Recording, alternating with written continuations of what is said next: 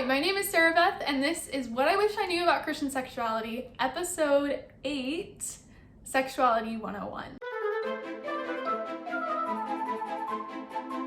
So we talked about Sex Ed 101. Now Sexuality 101 is all like the psychological, socio-cultural, how everything combines. We're not really talking about anatomy as much as we're talking about relationships. And one of the sources that I really wanted to mention that kind of helped structure a lot of what I'm talking about is the book Authentic Human Sexuality by Judith and Jack Balswick. I don't necessarily agree with everything that they say in this book. Like, I do agree with their ideas on sexual freedom and inauthentic sexuality, but when it comes to homosexuality or cohabitation, that's kind of something that I'm a little bit more wary of. So I read this critically, like I read all my sources, and I encourage you that if you also look into this book, that you read it that way too. So this video is going to be broken up into the different types of relationships that you can have. We're going to start with marital, go into premarital, like just dating, and then end with being single, because don't worry, single people, this isn't all about relationships. Your sexuality still exists when you're single. So starting with marital relationships, I really want to highlight communication. Communication helps build intimacy. So if your sexual relationship is struggling,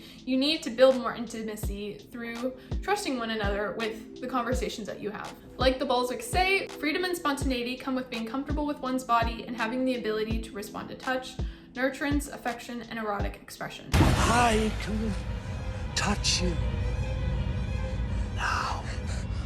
So basically, having honest communication helps get rid of shame. I think shame stems from expectations. So how do we deal with these expectations? I think that a lot of shame can come from expectations of, maybe why you got married. Did you get married to be able to explore your sexuality, to be able to have sex with that person because you're so tired of having to suppress your sexual urges? Or did you get married because you had the same values? Both of these are really loaded points. So make sure that you're getting married, not just because you want to have sex with the person, because you should be exploring your sexuality with that person, that sexual relationship, before you get married, because that's something that you need to be compatible in. You don't have to have sex in order to figure that out. You need to know that not all Christians have the same values when it comes to sexuality. Sexuality values are based off of how you were raised. There are a bunch of different factors that can influence how a person approaches their sexuality, and that's an important conversation to have, and that conversation can also build intimacy. The other side that's also very loaded is this common values thing, which I kind of just touched on a second ago.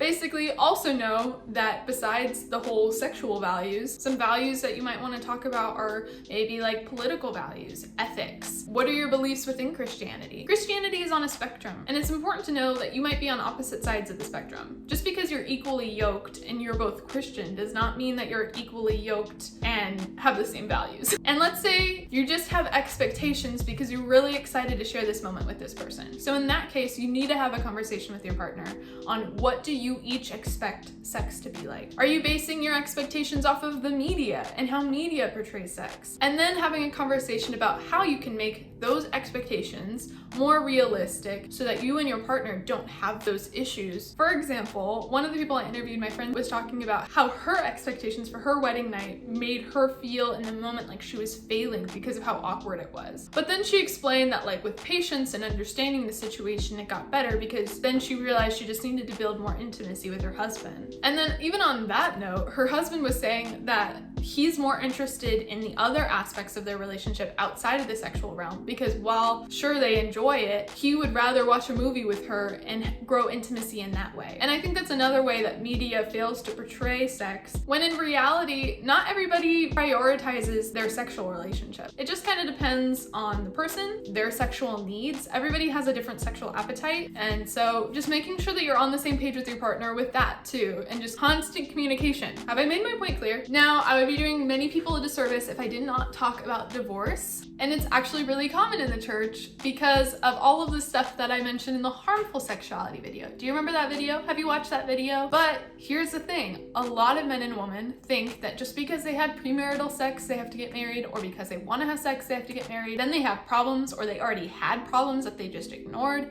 And then those problems turn into divorce because one person gets fed up and decides to leave. It is not worth staying in a relationship if any of the the things I talked about in the harmful sexuality video are occurring. So I had the privilege of talking to two recently separated / divorced people. They were not together. They were two separate scenarios and they had a lot to say about this whole thing. So my first friend is actually the same first friend from the harmful sexuality video. So she actually left her abusive marriage, and her response to all of this is actually more spiritual than anything else. When she was growing up in the church, she viewed marriage as this like ultimate fulfilling moment, but her marriage was so harmful that now she just views it as a piece of paper, and it's not as important as she once thought. She's got a lot of healing to do before she's ready to buy into those things again. But what's important is that she lacked control before, and now that she's separated, she has that control back. And here's a male perspective. Yeah, I got male and female perspectives, guys.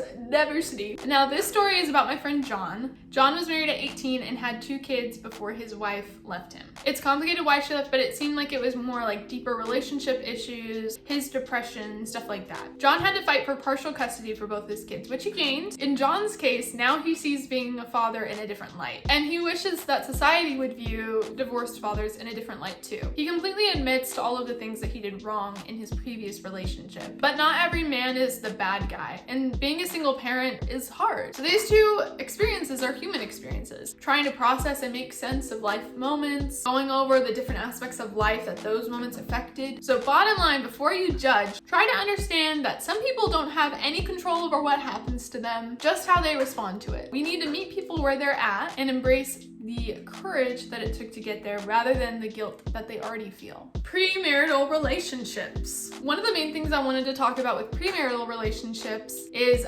boundary setting. With this section that I'm about to go into on boundaries, it's important to note that both parties are equally responsible for setting and observing boundaries. So the first question, what is and isn't allowed? There is no list for what is and is not sexually immoral. So I have some questions for you instead. Do I have the right reason to engage sexually with my partner? What could be the repercussions of this decision? That's all about the responsibilities of sex. The next question is, what are our expectations when we think of having sex with one another? Is there pressure to please the other person, or do I really want this for myself? This is all about enthusiasm. If you remember fries, it's the E in fries, but this means that you should be wanting it for yourself, not to please anybody else. So the last few questions build off of one another. So the first part is, will it enrich our relationship? And the second part is it the right time? Is pursuing whatever boundary you're wanting to, put down, or even just sex in general, important to continue to build that intimacy? Are you ready for whatever you want to do?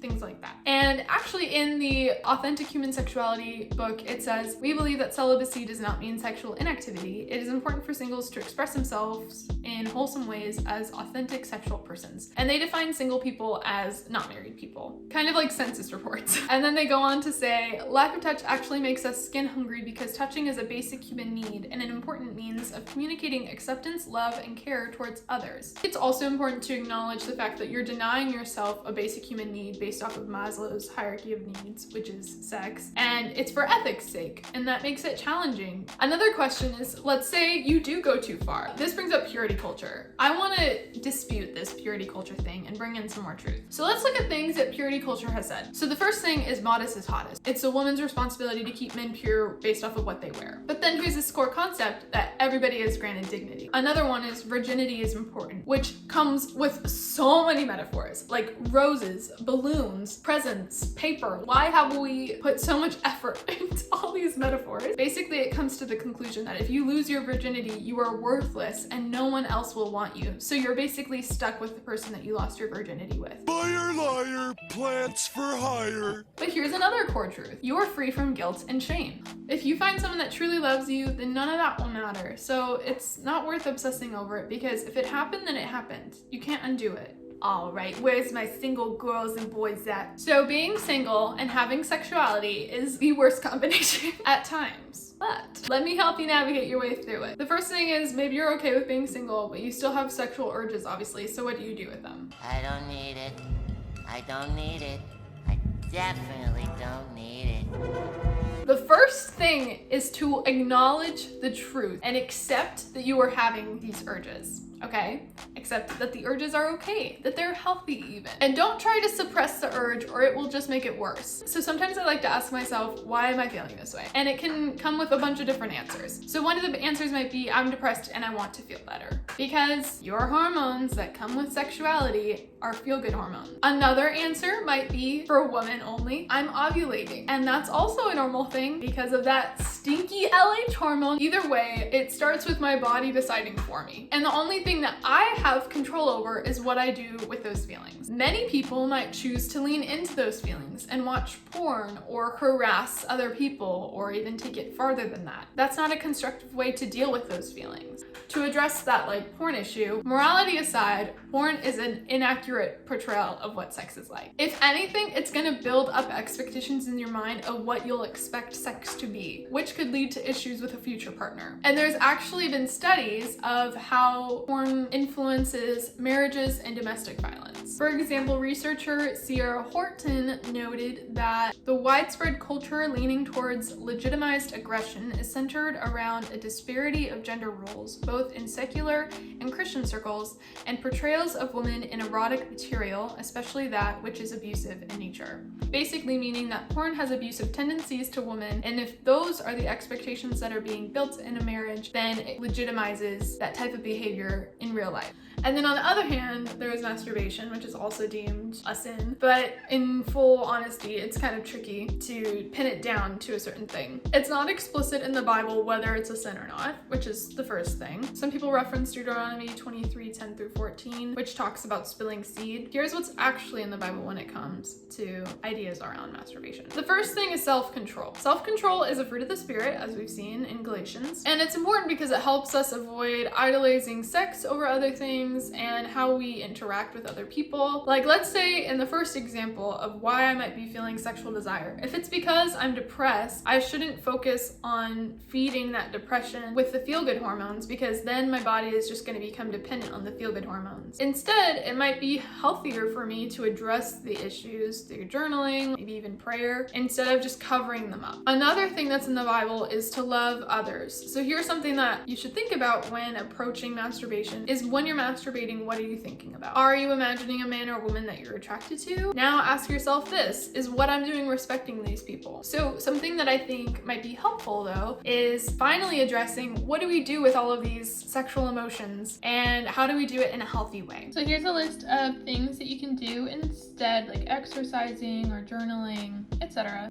So I hope you liked this video. This one starts to put all those pieces together and make it make sense. The next video is an even better example and an even more specific example of all of the stuff that I described in this video about what a healthy sexual relationship and healthy sexuality looks like with another person. If you like this video, please give it a thumbs up. And if you like this series, you can always smash that subscribe button.